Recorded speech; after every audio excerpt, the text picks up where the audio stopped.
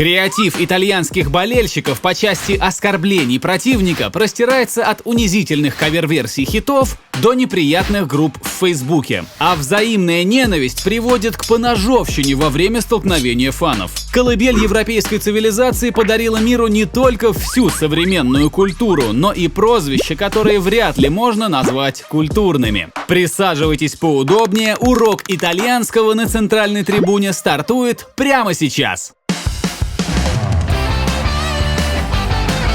Анатомия футбола.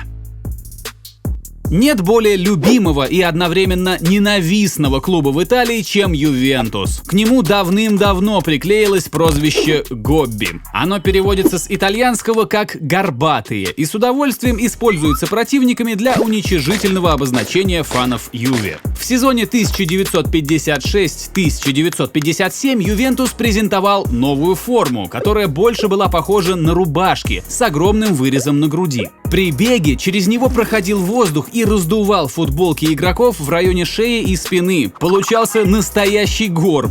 Горбатая, к тому же старая сеньора, довольно неприятно для клуба, который 36 раз выигрывал чемпионат Италии. Но это только полбеды, ведь самым популярным оскорблением команды стало совсем другое слово. Фаны Ювентуса часто используют самоназвание «Ювентино», а их противники меняют первую часть слова, чтобы получилось «Рубентино». Рубаре с итальянского «воровать». Прозвище появилось в 90-х, и это даже не намек. Юве воровал победы в чемпионате с помощью подкупа судей. Ну а после Кальчополи в 2006-м прозвище приклеилось к Ювентусу навсегда. С тех пор команда выиграла серию А уже 9 раз, но от ярлыка вора избавиться не получилось. Еще одно последствие Кальчополи – новый никнейм фанов Интера. В 2006 году в чемпионате Италии победил Ювентус. Титул у него забрали и отдали, собственно, Интеру. Вместе с блестящей победой команда выиграла и кличку «Картонато», то есть «картонный поддельный». А вот приз от нашего партнера, букмекерской компании Фонбет, абсолютно реален. Переходите по ссылке в описании, отвечайте на вопрос и забирайте фрибет 500 рублей. В прошлом выпуске правильный ответ был «Арминия».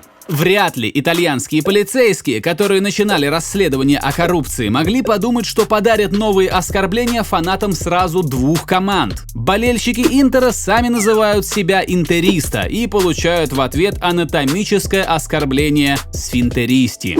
Да, речь о том самом месте, которое подгорает у фанов Интера, когда они проигрывают Милану. Просто и со вкусом, как и еще одно крайне распространенное прозвище Интера – мерда. Связь с предыдущим самая прямая. На русский это слово переводится как «дерьмо». Именно это слово кричат болельщики Милана в адрес интеристов во время дерби на Сан-Сиро. Утешает фанатов Интера лишь то, что слово «мерда» используется по отношению к половине болельщиков команд серии А. И если одних прозвищ фаны хотели бы избежать, то к некоторым со временем привыкают и даже гордятся. В начале 20 века Наполи показывал ужасные результаты, а на гербе команды был изображен вороной конь, символ Неаполя. Болельщики призывали игроков не позорить город и начали называть их чукьярелли – ослики. С обидным прозвищем со временем не только свыклись, но еще и сделали талисманом клуба. И еще одними ослами, на этот раз летающими, называют Кьево, на итальянском Мусси Воланти. Команда из Вероны 70 лет скиталась по низшим итальянским лигам, тогда как главный клуб города, Эллас Верона, успел выиграть серию А в 1985-м. Болельщики Вероны снисходительно заявляли, что скорее ослы научатся летать, чем Кьево выйдет в серию А. К середине 2001 года ослы летать еще не умели, а Кьево уже пробился в высший итальянский дивизион. И в первом же сезоне занял 5-е место, а вот Верона вылетела в серию Б. Ну и кто тут теперь осел, могли бы сказать болельщики Кьева. Правда, начиная с сезона 19-20 Верона играет в серии А, а Кьево вновь скатился в серию Б. Там же до 2013 года играл и Сассуоло, клуб, у которого в Италии прозвище довольно скучное – Неро Верди, что значит черно-зеленые. И вот наш совет этой итальянской команде: не стоит даже думать о том, чтобы переехать в российский чемпионат. Сассуоло в России? Пацаны не поймут. А какие прозвища итальянских команд знаете вы? Ответы пишите в комментариях. Если видео наберет больше 5000 лайков, мы обязательно сделаем вторую часть. И не забывайте ставить колокольчик, чтобы не пропустить новые выпуски «Анатомии футбола».